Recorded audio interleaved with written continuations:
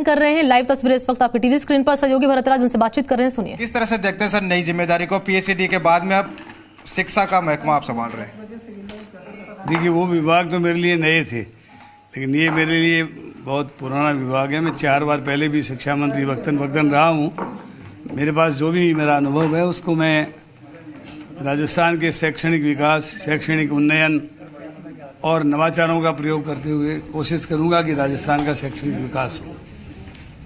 जिस तरह से शिक्षा विभाग बड़ा विभाग है, सबसे जो विवादास्पद जो चीजें रहती है वो ट्रांसफर को ले रही है। शिक्षक कभी खुश हो नहीं पाते या उनको खुश नहीं कर पाती सरकार, क्या रीजन है? मुख्यमंत्री भी जब खुद इस बात की आवाज उठा चुके हैं। देखिए, ट्रांसफरों पे भी प्रतिबंध लगा हुआ है, तो भी इस संबंध में कोई बात करनी उचित नहीं है। और जहां तक सवाल है शिक्षा के विकास का, राजस्थान में शैक्षणिक विस्तार खूब हुआ है। गांव-गांव में स्कूल, गांव-गांव में नए नए विषय खुले हैं। महात्मा गांधी इंग्लिश स्कूलें बनी हैं। मुझे याद है कि जब मैं पूर्व में शिक्षा मंत्री था तब मैंने 1ली से 3री कक्षा तक अंग्रेजी माध्यम शुरू किया था, अंग्रेजी अनिवार्य विषय शुरू किया था। फिर उसी फाइल में मैंने 4ठी और 5वीं से अंग्रेजी पढ़ाना शुरू करने की फाइल रख रखी थी। मुझे अफसोस है कि बीजेपी के राज में उन्होंने इम्प्लीमेंट नहीं किया, लेकिन मास्टर भंवरलाल जी का धन्यवाद करना चाहता हूं कि वे जब मंत्री बने और उन्होंने मेरी पत्रावली को देखा तो उन्होंने तत्काल 4ठी और 5वीं से अंग्रेजी की शिक्षा लागू की। हमारे माननीय मुख्यमंत्री जी भी ये चाहते हैं कि राजस्थान के गांव के लोग पढ़ लिख कर आगे आएं, गांवों के लोग आरएएस और आईएएस की परीक्षाओं में उत्तीर्ण हो। इसके लिए Mahatma Gandhi English medium school जो खोले गए हैं उनका और विस्तार करेंगे।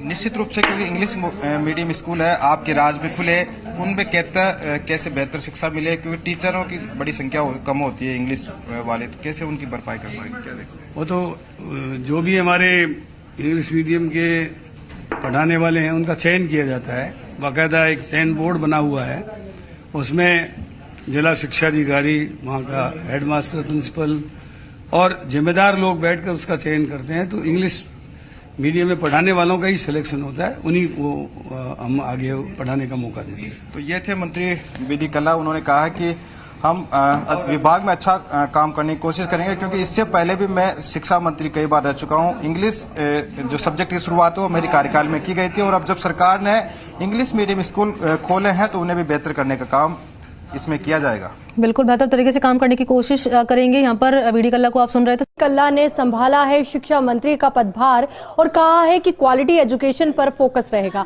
अब उन्हीं से खास बातचीत के लिए हमारे सहयोगी लक्ष्मण राघव इस वक्त उन्हीं के साथ मौजूद है। लक्ष्मण, क्या कुछ कहना है मंत्री बीडी कल्ला का?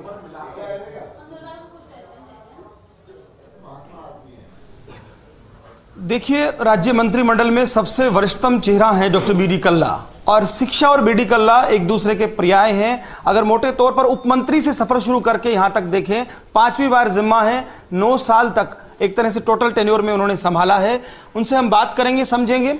सर, एक ऐसा मंत्रालय जो सबसे बड़ा मंत्रालय है, लेकिन साथ ही साथ ये भी सच है कि पावर और पीएचडी बहुत महत्वपूर्ण मंत्रालय थे। लोग इसे देखिए अलग अलग चश्मे से देखेंगे जरूर, कोई डिमोशन मानेगा, कोई प्रमोशन मानेगा, लेकिन आप वो मंत्री हैं जिनका डीओपी भी जिनके पास एक जमाने में रहा है। क्या कहेंगे, कैसे देखते हैं इस नई जिम्मेदारी को? ये मेरा पुराना अनुभव का डिपार्टमेंट है और मैं समझता हूँ कि शिक्षा विभाग जो है उसमें काम करने की बहुत गुंजाइश रहती है।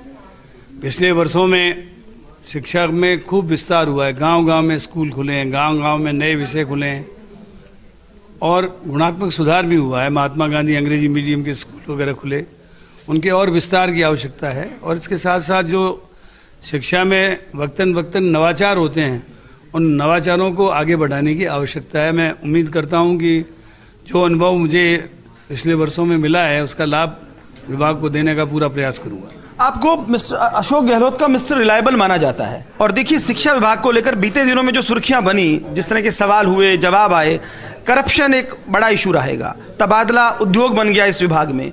तो ये जो तबादलों की बात है, इसको लेकर क्या मन में है? क्योंकि जैसा कि मैंने कहा कि आपको रिलायबल तो मिस्टर अशोक गहलोत माना जाता है। देखिए, मॉब मेंटेलिटी में कोई आदमी कुछ भी कहते उस पर कोई भरोसा नहीं किया जाना चाहिए, लेकिन निश्चित रूप से ये बहुत चुनौतीपूर्ण विभाग है और जो चुनौतियां वक्तन वक्तन आती है उसका अनुभव के आधार पे ही समाधान होता है। तो मैं पूरी कोशिश करूंगा कि जो मेरे पास इस विभाग का अनुभव है उसका लाभ राजस्थान की जनता को दूंगा। देखिए, निश्चित तौर पर अनुभवी नेता है। अगर हम बात करें महात्मा गांधी स्कूल, जिसकी बहुत चर्चा मुख्यमंत्री अशोक गहलोत करते रहे हैं, अब और भी शुरू की गई हैं, लेकिन संसाधनों को लेकर कुछ सवाल हैं। 2-3 मुख्य बातें जो शिक्षा जगत में आप सोचते हैं कि जब 9 साल आपको मिले तब जो चीजें नहीं कर पाए, ऐसी 2-3 चीजें शेयर कीजिएगा जो आप करना चाहेंगे। विद्यालय विकास समितियों का गठन हमने मेरे पूर्व कार्यकाल में किया था और उन्होंने कई जगहों पे बहुत अच्छा काम किया है, लेकिन सारी की सारी विद्यालय विकास समितियां बहुत अधिक सक्रिय नहीं रही है। जहाँ जहाँ जिन गांवों में, जिन स्थानों में ये विद्यालय विकास समितियां सक्रिय रही, वहाँ बहुत अच्छा काम हुआ है। तो उनको सक्रिय करने का एक तो प्रयास किया जाएगा ताकि विद्यालय प्रबंधन में वे अपनी प्रभावी भूमिका निभा सकें।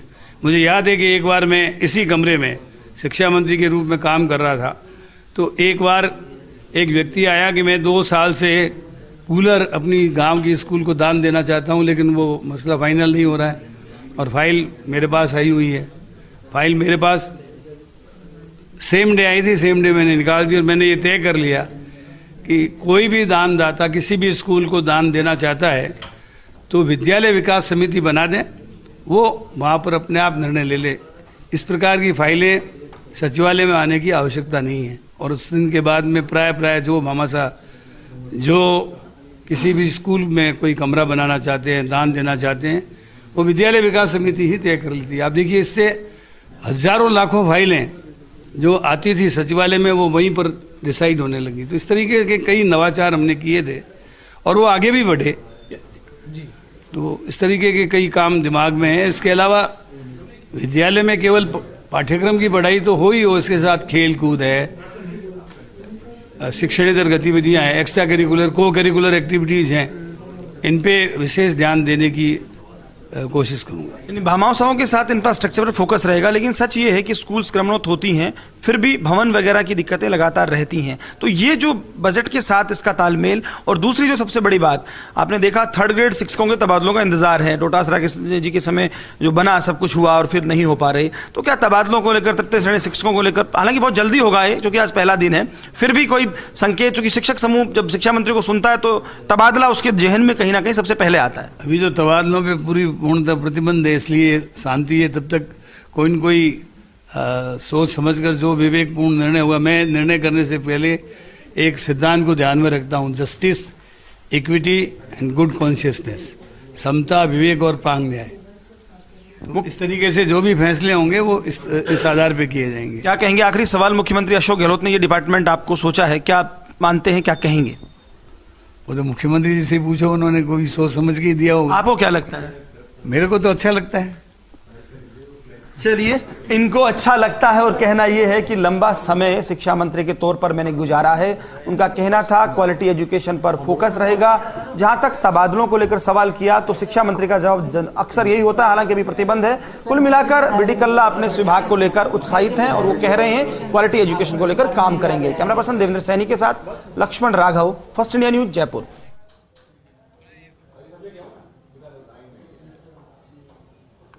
तो डॉक्टर बीडी कल्ला ने शिक्षा मंत्री का पदभार संभाला है और फर्स्ट इंडिया ये सुपर एक्सक्लूसिव तस्वीरें इस वक्त आप तक पहुंचा रहा है। आपको बता दें, उन्होंने बातचीत में ये भी कहा कि क्वालिटी एजुकेशन पर उनका फोकस रहेगा, तबादलों पर अभी बात करना उचित नहीं है। तो वहीं शिक्षा के विकास पर फोकस रहा है, महात्मा गांधी स्कूल्स बनी है। अब ऐसे में उनका जो एक्सपीरियंस है इस फील्ड से जुड़ा हुआ, तो उसको लेकर वो आगे की रणनीति बनाएंगे।